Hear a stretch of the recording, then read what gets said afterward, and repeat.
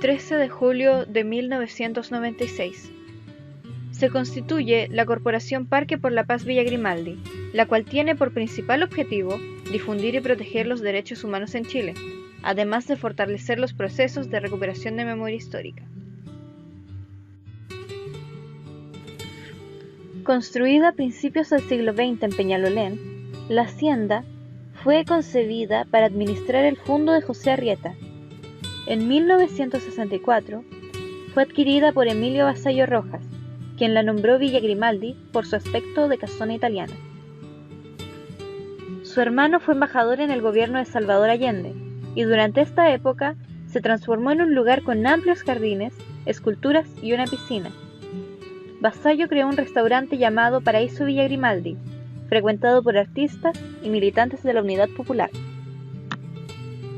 Después del golpe de Estado, la Dirección de Inteligencia Nacional, DINA, comenzó la búsqueda de un sector para instalar un centro operativo. Al ver las cualidades de este lugar, presionaron a su dueño a fin de obtener el fondo. Rebautizado como Cuartel Terranova, inició sus actividades a fines de 1973.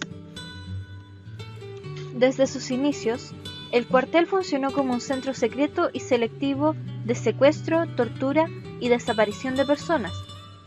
Fue instalado en Villa Grimaldi oficialmente en 1974. Allí funcionaba la BIM, Brigada de Inteligencia Metropolitana, entidad encargada de reprimir a los disidentes.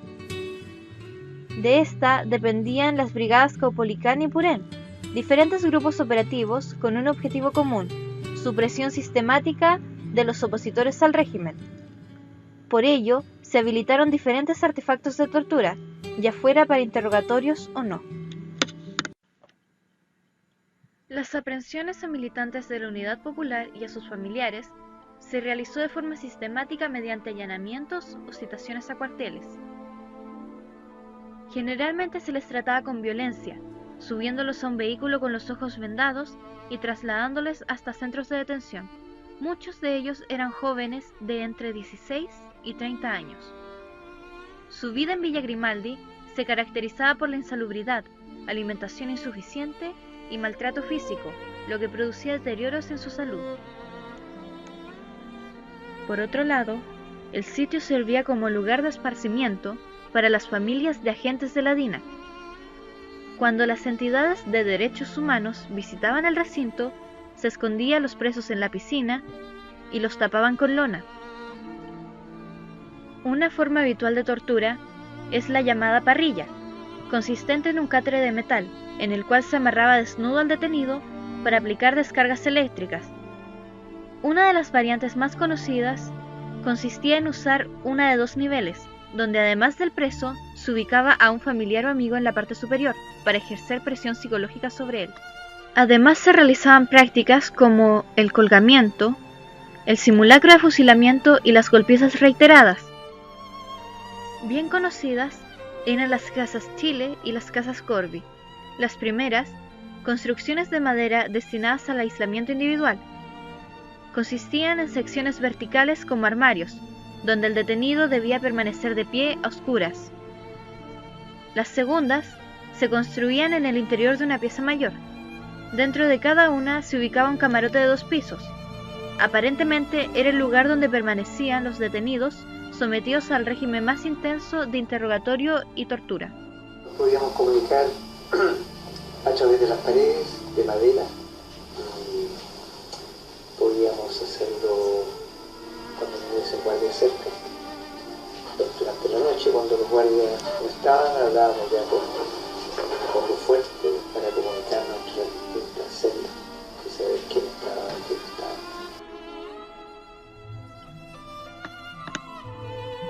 La aplicación del submarino era usual. Este es un hundimiento de la cabeza en un recipiente con líquido. Es mantenida sumergida hasta un punto cercano a la asfixia.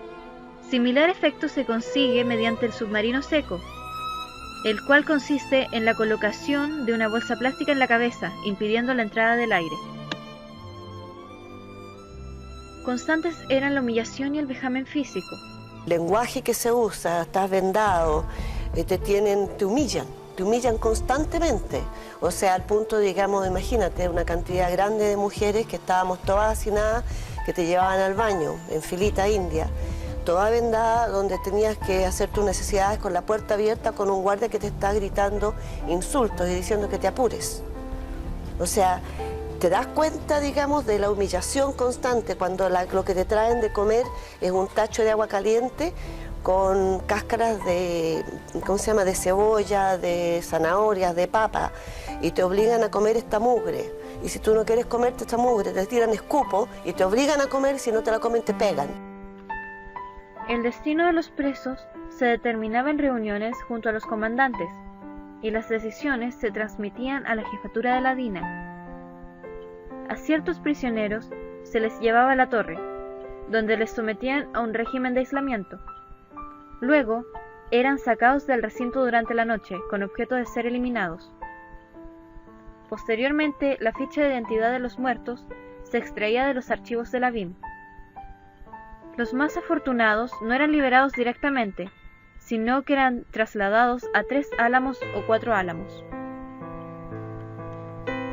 Se calcula que alrededor de 4.500 personas pasaron por este lugar, de los cuales 236 fueron vistos por última vez con vida.